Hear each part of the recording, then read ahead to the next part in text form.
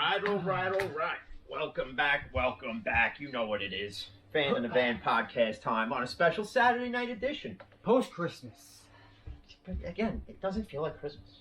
It didn't yesterday, and it still doesn't. Well, today it did. It was cold as friggin'. Yeah, it wasn't that bad. Go to get gas this morning, and my hands are frozen to shit. But let's just jump right into this. Okay. You ready? Yesterday, baby. Saints versus the Minnesota Vikings. Saints were giving them 7 points. Saints blew them out 52-33. Yes, we told you to pick the Saints, and... Well, I took the Vikings, but...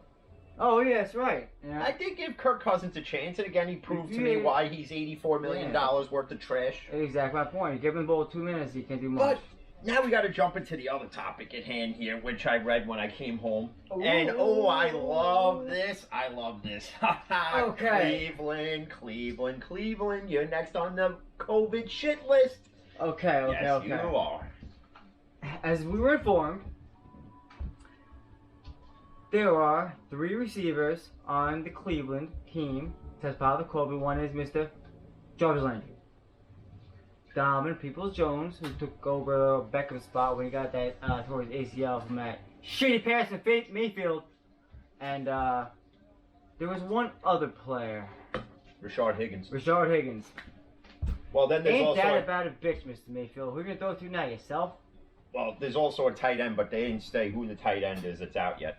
But bottom line is this. Between Baltimore and Cleveland now, who's worse?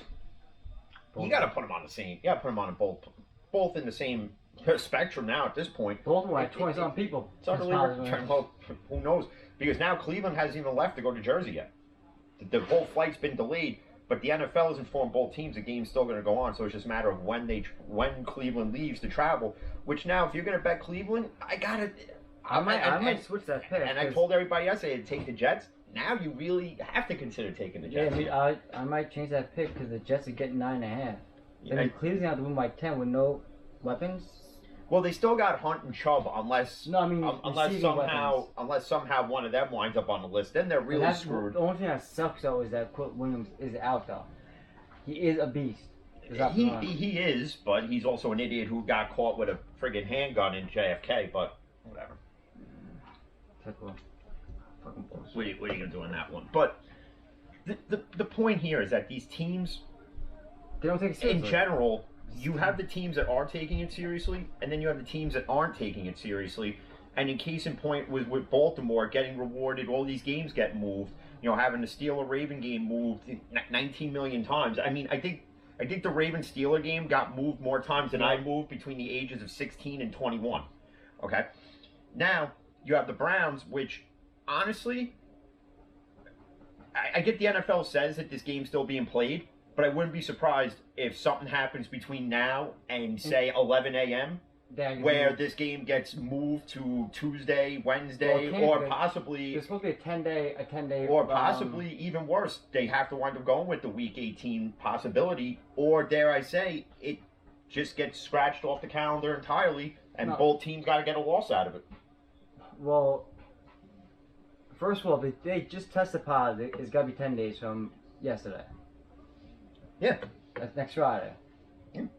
So they're going to have to be either a Week 18 or the game you can play tomorrow. Period. Well, like I said... There's no reason why the game should be played. Period. They have a quarterback, who cares? Get over it. But, the NFL came out, they said the game is going on as scheduled, so I don't see it... Listen, I'm just saying in a hypothetical, it could possibly get moved. It could possibly get canceled. See, the NFL doesn't want to travel that road. And why? Because they lose revenue money from TV viewership to everything else across the board. Even though there's no fans there, they still lose money, and that's all the NFL cares about. If you don't realize that now, it's all the NFL cares about is the dollar that comes in. That's all it is. It's not a sport anymore. It's a business to all the players, and that's just the way that one really just goes down. Yeah, I might have to change that pick. And then even with the Saint game yesterday, Kamara rushing for 6 touchdowns, and that was amazing. They're giving a lot of people are scrutinizing Peyton for letting Kamara come back in to score that 6th touchdown.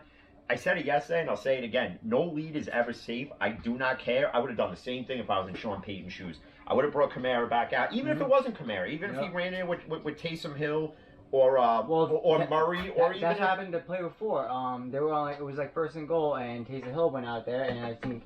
Well, no, what happened was it was first and goal, and he rushed it with Kamara, and not rushed it, but I think it was a little like screen pass to Kamara. He couldn't get in, so he took Kamara out.